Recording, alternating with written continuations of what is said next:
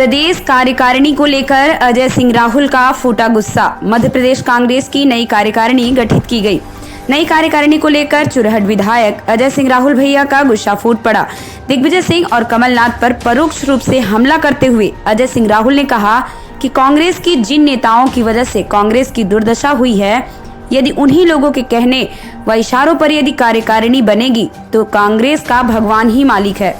20 साल हो गए, उन्हीं लोगों के चलते निर्णय हो रहे हैं। ये दुर्भाग्य की बात है।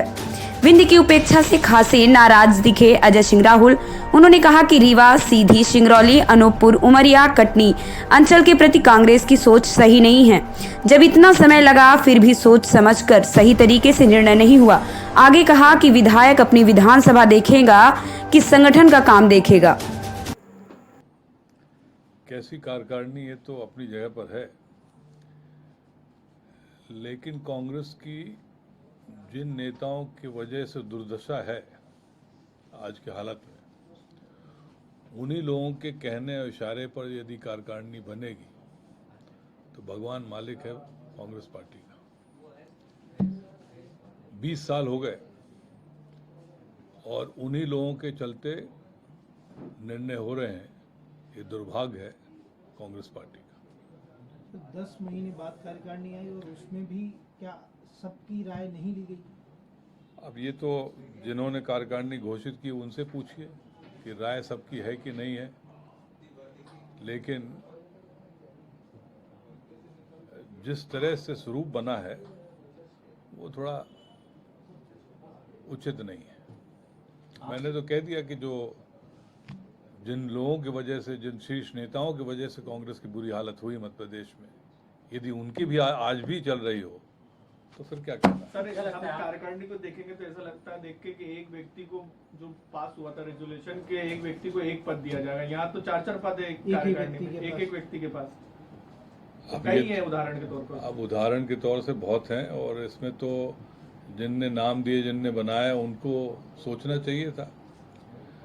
इतने महीने बाद यदि इस तरह से भी ख्याल नहीं रखा गया तो दुर्भाग्य है। आप महाराष्ट्र की बात करें तो आपसे भी कोई रायशुमारी हुई थी क्या? कोई बातचीत हुई थी? कितने लोगों को संगठन में जगह दे सकते हैं? नहीं, रायशुमारी क्या हुई क्या नहीं हुई तो अलग बात है, लेकिन हमारे अंचल के साथ कांग्रेस की सोच सही नहीं है। रीवा, सीधी, सिंगरौली, अनूपपुर, उमरिया, कटनी, ये कोई उदाहरण के लिए 2-3 नाम कहीं हो जाए 8-9 जिले में तो बड़ी बात है। और क्या इसी से मजबूती होगी कांग्रेस की? कुछ लोग ऐसे हैं, कुछ नेता जो बीजेपी में चले गए, उनके समर्थकों को भरपूर जगह मिली है। अब ऐसे लोगों का ही आजकल बोलबाला है। सोच समझ के सब होना चाहिए था, ये दुर्भाग्य है। सर, महाराष्ट्र के चुनाव के बाद भी कर सकते थे। अब ये तो क्यों तय किया अभी घोषित करने के लिए, तो हमें ये जानकारी है नहीं। सर, अब ये कहा जा रहा है कि जो नाराज नेता हैं उनको आगे एडजस्ट किया जाएगा, सचिव, सह सचिव, दूसरी कमेटी, पॉलिटिकल अफेयर्स कमेटी समिति है, उसमें जगह दी जाएगी। यदि फिर से उसी तरह जैसे पहले जम्बो कमेटी बनानी हो तो बात दूसरी है। यदि इतना समय लगा तो कुछ सोच समझ के सही तरीके से होता। सवाल ये नहीं कि कितने लोग हों, सवाल ये है कि जो समय दे सके संगठन में। कोई विधायक है तो अपनी विधानसभा देखेगा कि वो संगठन में काम करेगा। 20 से ज्यादा विधायकों को जगह मिली है सर। भैया मैं तो कह चुका हूँ।